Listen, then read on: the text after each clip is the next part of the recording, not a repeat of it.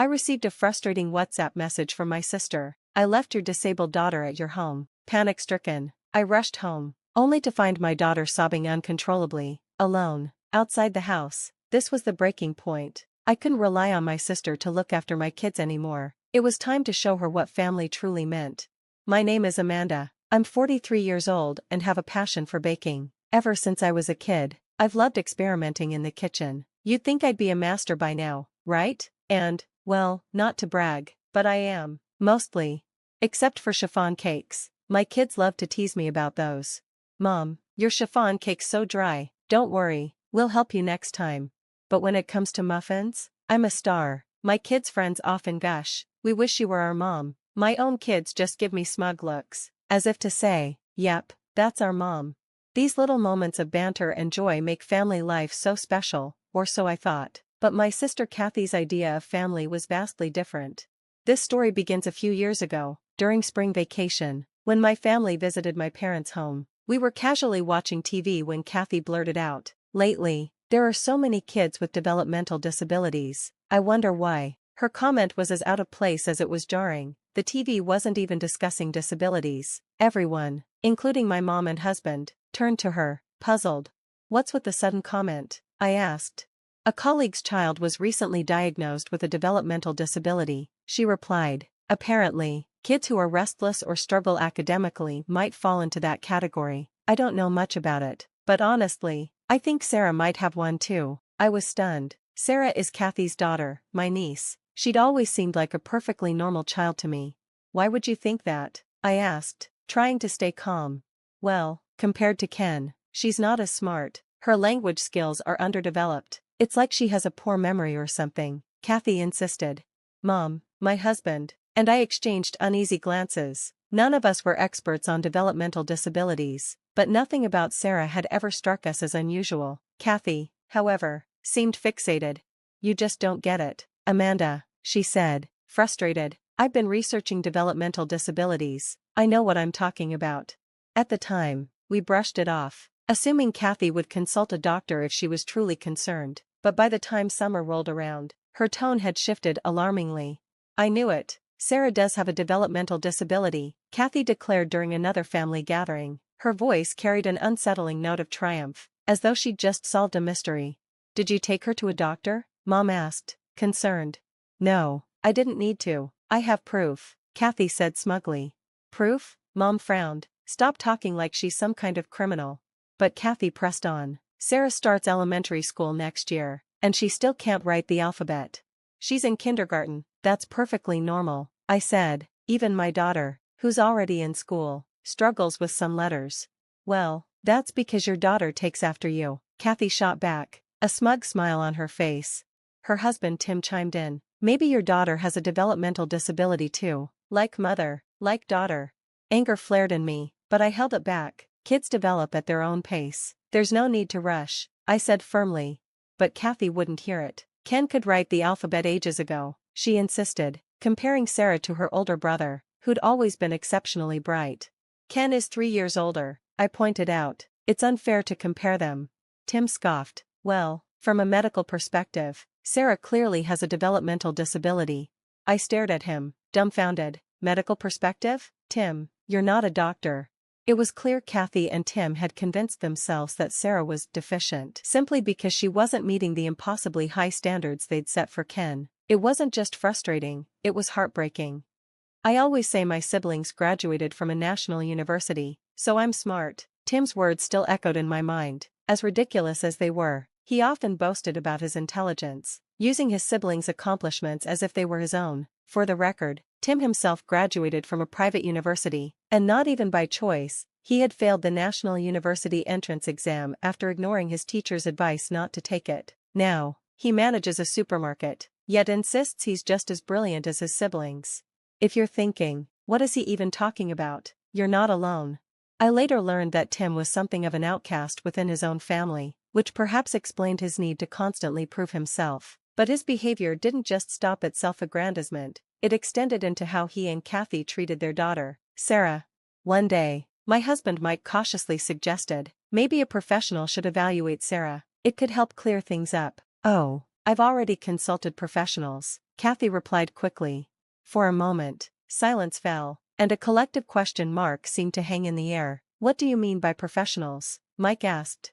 Well, I've watched health programs on TV, Kathy said matter-of-factly. Their observations matched Sarah's symptoms exactly, so it must be accurate. We all sighed in exasperation. Tim chimed in, backing Kathy up. Yes, those specials are very informative. A colleague of mine saw one, took their child to the doctor, and the diagnosis matched perfectly. It's serious stuff. Mom finally had enough. TV is just TV. Stop using it as your source for medical advice. If you're truly worried, take Sarah to a real doctor. Stay out of our parenting, Kathy snapped, her voice sharp. You're all so ignorant. And with that, she stormed out, dragging Tim and Ken with her, but leaving Sarah behind without a word. Mom sighed deeply. If they're going to act so high and mighty, the least they could do is take proper care of Sarah. Sarah, meanwhile, was playing with my daughter, her usual bright smile plastered on her face, but as I watched her, I noticed something. Every so often, her smile faltered, replaced by a fleeting look of sadness. She must have realized her family had left without her. That brave smile broke my heart. Sarah shouldn't have to carry the burden of our adult failures. I was more certain than ever that she didn't have a developmental disability, but rather, she was the victim of neglect and favoritism. Later that day, Kathy and Tim returned home in high spirits, shopping bags in hand. Mom's face darkened. Do you often leave Sarah behind when you go out shopping? It's just leaving her at home. What's the problem? Kathy shrugged. The problem is, you don't leave Ken behind. Why treat Sarah differently? She doesn't listen, so we're teaching her discipline, Kathy argued. Discipline her if you must, but don't just abandon her without explanation. That's cruel, Mom countered. Tim jumped in defensively. We provide her with proper meals and a good education. Why do you keep criticizing us? That's the bare minimum for parenting, I said sharply. You act like it's some grand favor. This is a family matter. Stay out of it. Amanda, Tim snapped. Sarah is my family too, I shot back. She's my niece. If she's being mistreated, I won't stay silent. My words seemed to hit a nerve. Kathy and Tim avoided my gaze, but their silence spoke volumes. If you suspect Sarah has a developmental disability, leaving her alone is even more irresponsible, Mike added. That's why we're teaching her to stay home alone. Kathy slammed her hand on the table. The argument dragged on for hours, going nowhere. Eventually, Kathy and Tim left early the next morning, cutting their visit short. Their favoritism towards Ken was painfully obvious throughout their stay. At meals, if Ken's favorite shrimp was served, Kathy and Tim would give him extra portions, even taking from Sarah's plate. Sarah, clearly used to this treatment, never protested. Instead, she simply complied, a resigned look on her face. The same pattern repeated itself in other ways. Promises of new toys and games were made to Ken, while Sarah was ignored. All family conversations revolved around Ken's achievements, leaving Sarah to sit quietly on the sidelines. It was heartbreaking to witness. One day, Kathy showed up unannounced with Sarah. Can you take care of her just for today? She asked. Even Sarah seemed confused by the sudden request. She glanced at me and said softly, I could just play in the park instead. Without asking too many questions, we agreed to look after her. When Kathy returned later that evening, she seemed apologetic. Thanks for watching, Sarah, she said. Why the short notice? I asked. Oh, Ken had friends over. Their moms are all doctors and lawyers. You know, it'd be awkward to have Sarah around. I was stunned. You're ashamed of your own daughter? She doesn't fit in with those families. What can I do? Kathy said with a laugh, as if it were a joke. That's no excuse, I said firmly. Whether Sarah has a disability or not, she's your daughter. You should be her biggest supporter, not her biggest critic. Kathy's smile vanished. You've only raised one child. Don't lecture me. With that, she yanked Sarah by the arm and left. These patterns continued. Kathy and Tim would leave Sarah with us, often for long periods, while they took Ken on elaborate outings. They showed up late to pick her up, offered no apologies, and acted like nothing was wrong. Their actions only reinforced my determination to step in. Sarah deserved better than the hand she'd been dealt, and I was going to do everything in my power to ensure she got it. I told you to call before coming over, didn't I? And why didn't you stick to the agreed time? My tone was sharper than usual, even in front of Sarah. I couldn't help it, I was furious. Oh, don't be so picky, Kathy replied nonchalantly. We're here to pick her up, aren't we? That's a given, I snapped. But you can't just drop her off carelessly without proper planning. What's with you lately? Always so irritated, is it menopause? Kathy quipped with a smirk. Tim burst into loud laughter, finding her remark hilarious. I clenched my fists, struggling to keep calm. You two are unbelievable. I keep repeating myself, you need to rethink how you're raising your kids. We are thinking about it, Kathy shot back. That's why Ken is involved in so many activities. Unlike your daughter, who doesn't do anything. We respect our daughter's wishes, because she said she didn't want to participate in those things. Well, we're respecting Ken's wishes, too. Isn't that right, Ken? Kathy turned to him. Ken nodded weakly, his forced smile betraying his true feelings. See? Kathy said triumphantly. Even Ken agrees.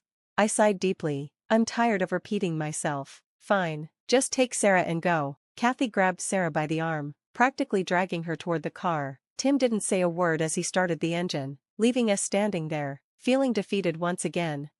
The next day, I was out shopping when I received a text from Kathy. Hey Amanda, you love Sarah, right? Confused, I replied, of course I do. She's my niece. Why are you asking this? Her response left me stunned. Great. Perfect. Consider her your daughter now. I left her at your doorstep. I didn't see anyone home, so you should hurry back. She might be crying alone. I froze in the middle of the store, rereading her message in disbelief. Was this some kind of joke? I called her immediately, but her phone was off. Panic set in. I abandoned my cart and rushed home. When I arrived, my heart sank. Sarah was sitting on the ground in front of the door, crying uncontrollably. Her face was buried in her hands, her small body shaking with sobs. Sarah, I ran to her and pulled her into a hug. She clung to me tightly, tears soaking my shoulder. It's okay, sweetheart, I'm here. It was clear what had happened. Even without asking, Kathy had abandoned her. Calls to Kathy and Tim's phones went unanswered. They had deliberately cut off contact. Through her tears, Sarah whispered, Auntie, I didn't want to be left like that. I held her close, my anger toward Kathy and Tim boiling over. How could they be so cruel? Right then and there, I made a promise to Sarah, and to myself, I would protect her. She didn't deserve this. Within a week, my husband, mother-in-law, and I went to Kathy's house to confront them. We brought along legal paperwork to formalize Sarah's adoption. Our plan was clear, Sarah would become our daughter. To our surprise, Kathy and Tim agreed without much resistance. Less burden for us, Kathy said with a dismissive shrug as she signed the papers. Her lack of remorse infuriated me, but I held my tongue. Sarah's well-being was my only priority. 3 months later, Kathy showed up at our house unexpectedly. We want Sarah back, she said, as if the past few months had never happened. What are you talking about? I asked, incredulous. She's a genius, Kathy exclaimed. I just found out she won an art contest. Her painting was displayed at the bank. We didn't even know she liked to draw. I couldn't help but laugh at the irony. Of course you didn't know, because you never paid attention to her. That contest? I submitted her artwork myself. Her preschool has been encouraging you to nurture her talents for years, but you ignored them. Kathy's face flushed with embarrassment. Well, it doesn't matter now, just give her back. I shook my head. It's not that simple. The adoption is finalized. Sarah is our daughter now, but if she wants to go back to you, I won't stop her. She'll choose me, Kathy said smugly. Watch. I called Sarah into the room. When she saw Kathy, she hesitated, then clung to me. Mama, she said softly, a name she'd started using to combine mom and auntie. Kathy reached for her, but Ken stepped in front of his mother protectively. Ken, what are you doing here? Don't you have lessons? Kathy demanded. Ken's voice trembled as he replied, I don't want to go to lessons anymore. I hate them. I hate everything you make me do. Kathy tried to scold him, but I stopped her. Don't you get it? Your children don't want what you're forcing on them. You've been so focused on appearances and achievements that you've completely ignored their happiness. Kathy stood there, speechless. Just go home, I said firmly. You've lost the right to call yourself their mother. In the years that followed, our family dynamic flourished. Sarah, Ken, and our daughter grew close, forming a bond stronger than I could have imagined. Ken moved in with my mother, and Sarah thrived in our home, pursuing her passion for art. Though the road was challenging, it was worth every step. Our two-family household was filled with love, laughter, and the joy of watching the kids grow into their unique talents. Kathy and Tim, meanwhile, drifted into isolation, burdened by the consequences of their selfishness. Our lives weren't perfect, but they were rich with the one thing that mattered most, family.